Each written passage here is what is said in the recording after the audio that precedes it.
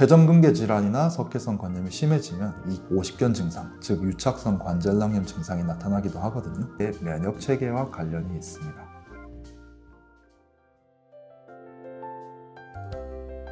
헤라클레스! 반갑습니다. 클래스병원 관절센터 원장 임진우입니다. 네, 오늘은 어깨 통증을 유발할 수 있는 질환, 그 중에서도 가장 흔한 세 가지, 오십견, 석회성 힘줄염, 그리고 회전근개 질환에 대해서 말씀을 드리도록 하겠습니다. 네, 오십견이란 말 그대로 50세 근처에 흔하게 발생하기 때문에 오십견이라고 부르는데요. 다른 말로는 동결견이라고도 부르고 공식적인 진단명은 유착성 관절낭염이라고 합니다. 이 관절낭이라는 것은 팔뼈와 어깨뼈를 둘러싸고 있는 관절 주머니 또는 관절막을 말하는 것인데, 보통 이 관절낭에 염증이 생기는 원인은 외상의 후유증으로 염증이 생기면서 관절낭이 굳어서 문제가 될 수도 있고, 아니면 회전근개 질환이나 또는 석회성 힘줄염에 의해서 2차적으로 관절낭이 굳으면서 문제가 될 수도 있습니다. 그 중에서도 특별하게 다른 원인이 없이 50세 근처에 갑작스럽게 발생하는 것을 오십견이라고 하는데, 염증이 생긴다, 붓는다라고 하잖아요. 실제로 내시경 사진을 보면은 정상적인 관절낭의 구조물 같은 경우에는 매우 하얗게 보이는데, 이런 오십견이 있어서 고생하고 있는 분들의 내시경 사진을 보면은 마치 여드름이 곪은 것 마냥 빨갛게 되어 있고 아주 두꺼워져 있는 소견을 볼 수가 있습니다. 이런 오십견이 생기면 보통 초기에는 전반적으로 어깨 쪽에 둔한 양상의 통증이 있으면서 차에서 운전을 하다가 뒤쪽에 있는 물건을 집을 때나 또는 뒤에 있는 속옷을 풀 때 발을 이 정도까지밖에 들지 못한다거나 야간에 통증이 심해서 잠을 못 이루는 경우가 많이 있습니다.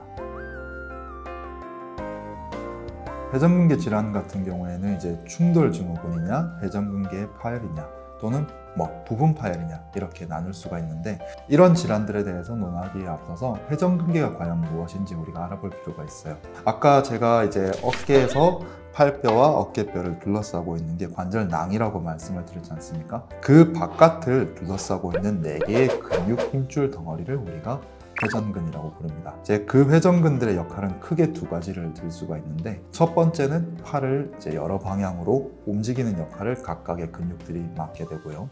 두 번째로는 이 관절을 보호하면서 관절염이 생기지 않도록 하는 역할을 하고 있습니다. 팔을 우리가 쓰다 보면은 팔을 들어 올릴 때 보시다시피 회전근 힘줄이 두 개의 뼈 사이에서 끼이게 됩니다. 지속적으로 끼이다 보면 마모가 될 수도 있고 다를 수도 있고 시간이 지나면 파열이 될 수도 있겠죠. 이런 원리에 의해서 석회성 힘줄염이나 회전근개 질환이 발생한다고 보면 될 것 같습니다.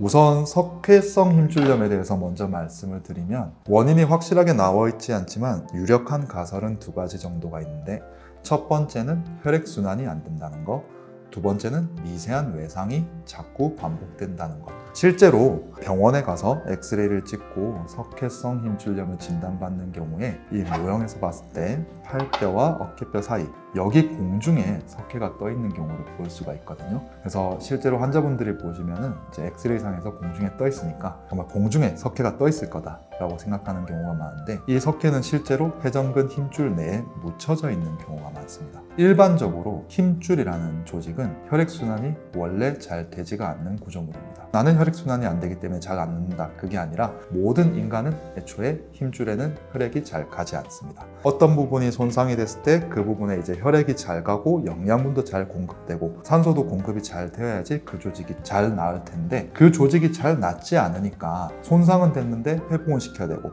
또 써야 되는데 회복은 빨리 안 되고, 어떻게 보면 대충 납땜을 한 구조물이 석회라고 생각하시면 될 것 같아요.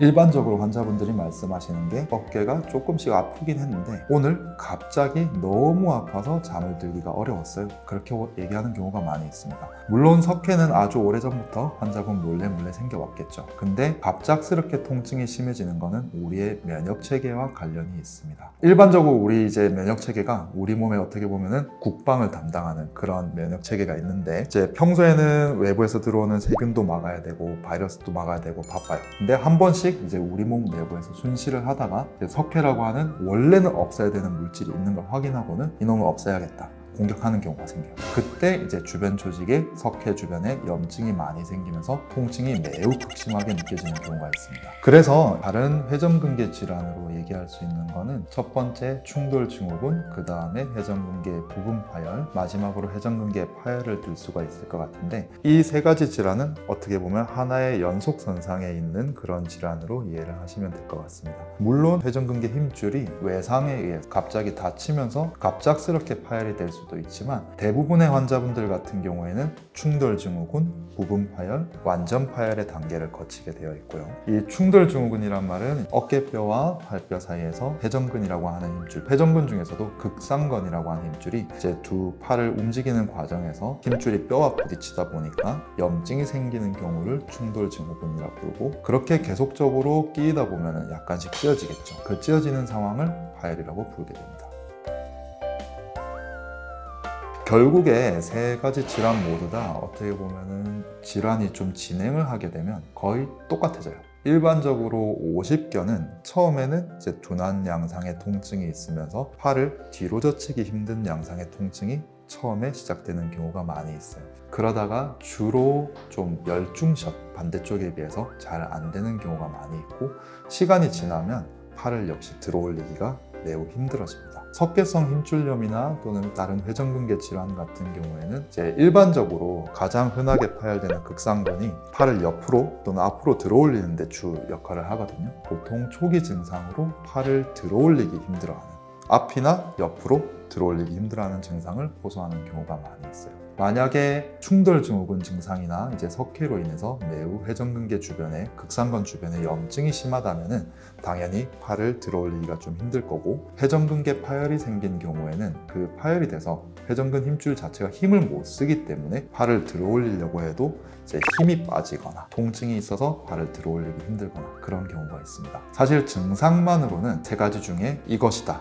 라고 구분하기는 조금 어려운 게 사실이고, 실제로도 이제 석회가 있다는 말 자체가 회전근 힘줄 자체에도 어느 정도 손상이 있다는 말이 될 거고, 회전근개 질환이나 석회성 관염이 심해지면 2차적으로 오십견 증상, 즉 유착성 관절낭염 증상이 나타나기도 하거든요. 그러다 보니까 환자분들께서 병원을 가셨을 때 어떤 병원에서는 오십견이라고 하고 다른 병원에 갔더니 회전근에 염증이 있다, 이렇게 헷갈리게 얘기하는 경우가 많은 것입니다. 그래서 이제 세 가지 질환을 감별하고 진단하기 위해서는 가장 우선적으로 중요한 거는 이제 의사가 환자의 병력을 청취하고 신체적인 진찰을 해보는 것일 거고요. 그 외에 이제 엑스레이를 찍어 봄으로 인해서 석회성 힘줄염 정도는 감별이 될 수가 있겠죠. 그 뒤에 필요하다면은 힘줄의 상태라든지 관절막의 상태를 알기 위해서 초음파나 MRI와 같은 검사에 도움을 받을 수가 있습니다. 혹시나 오늘 이야기를 듣고 궁금하신 점이 있으시면 아래쪽 댓글에 남겨주시면 성심성의껏 답변해 드리도록 하겠습니다. 감사합니다. 지금까지 클래스병원의 관절외과 전문의 임진우였습니다. 헤라 클래스!